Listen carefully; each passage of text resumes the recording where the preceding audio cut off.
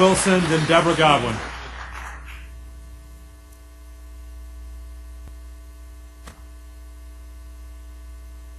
So we have Since I didn't use all my time, Mr. Lee said I could, these are a couple more questions. There's so many that are out there. I forgot to mention this. Something else. hold on 1 second. No, sorry. So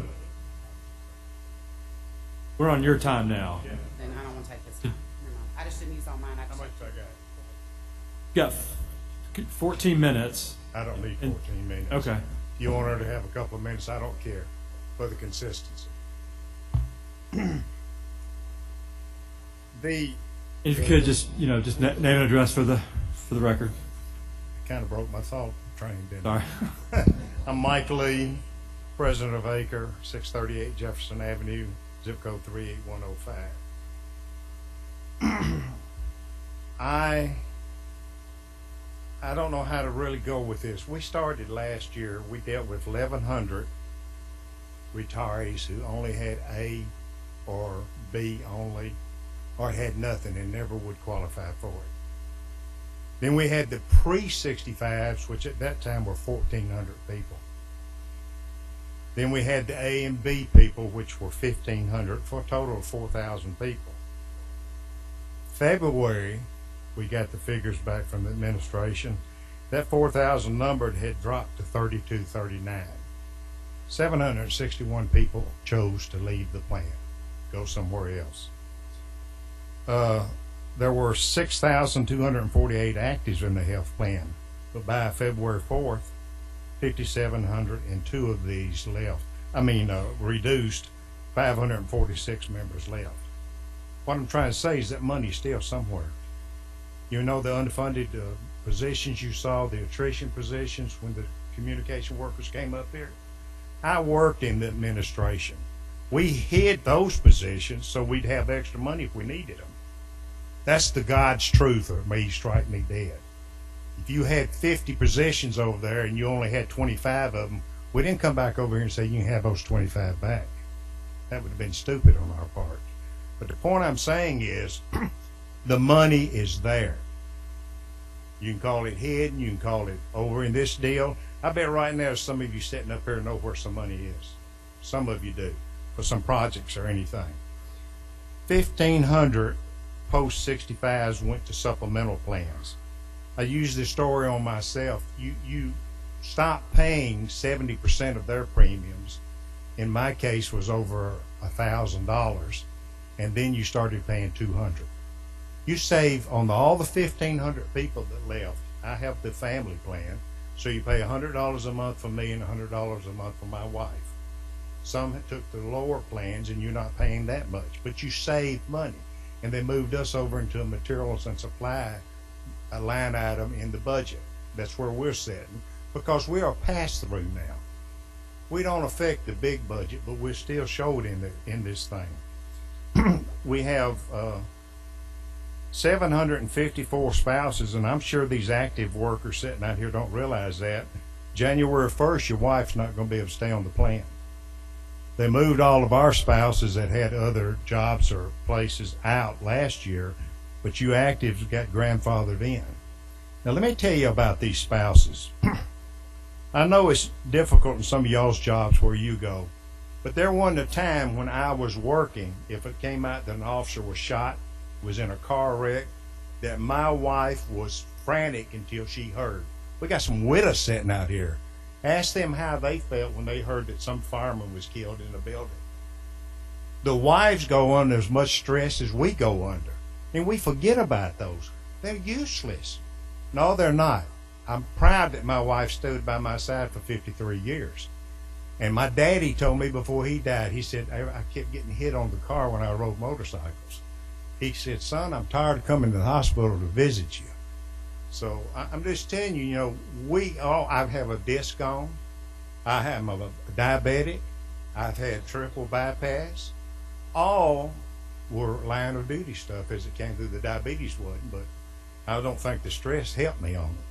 But the point I'm getting is Siegel came in here, and I liked Eric when he came in and talked to y'all. He said the funding rates of 100% access only that the city proposes is the highest in the peer groups that he looked at. He said that the pre-65s who are going to be required to pay 100% of the funding when the peer group average is 1/3. Siegel said the city retirees are the only ones locally to be made to pay this 100% cost. HR has stated that 145 of these pre-65s, by the way, they're using the numbers right now, the 872 retirees, 378 spouses, and 405 of their children for a total of 1,655. So you're not throwing 872 off, you're throwing their children and everybody 1,655. And I know you'll say, well, we're not throwing them out. No, but you're costing them out, because how many of them that the average civilian's pension is, and I can get corrected on this, is around 23 to 26,000. The average fireman and policeman is 36 to 42,000.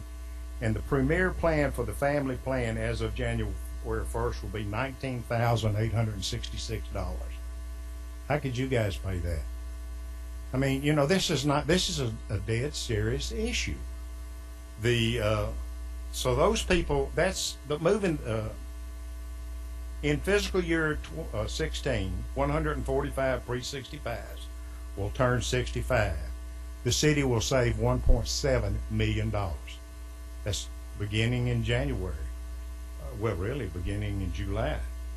And instead of the city paying $1,232 for that person, the cost drops to $220 or below. You're saving money, folks. It's out there. You just need to find it. The health care budget is not a static issue. If there's one thing I've learned from watching y'all over the last, I started really getting involved with this in 2006 when I retired, is watching you is this is not static. This thing is, I mean, it's worse than a bird, up and down and over and out. And throughout the year, it's like a living, breathing creature. Last year's 24% deal, guess what? It brought some stability because the administration didn't ask for one raise in premium. And we're good through December 31st. So you know the 24% helped. Moving from paying the 70 to 25% for the A to B post 65 saved money. Siegel has told you in their report that a plan could be developed for the active and the pre-65s that would reduce the overall cost. But we need some time. The budget for fiscal year 2016 already has the first 6 months of that time paid for. It's requested that you instruct through the budget that you control that the city find the other 4.5 million, which we think we've already found over 2.5 million to 3 million of that.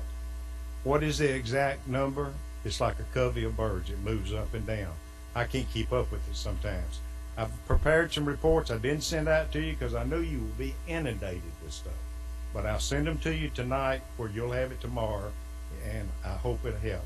But the city said, or Siegel told y'all when they came in on the 10th, that this doesn't have to happen. You can find a report and help these people and keep them in there. It's just up to what you want to do. I went in there and I went through the budget. Y'all have seen some of my reports. And I took the current 30/70 and I ran it all the way up to the 100 access. If you went to the alternate of where the pre-65 are paid 40%, the average premium would increase by $57 for the family plan and $106 for the premier plan, yet you would generate almost $2 million. That was the $2 million that Thomas was talking about a few minutes ago. We also know that there's 2.2 million usually coming in the Part D drugs.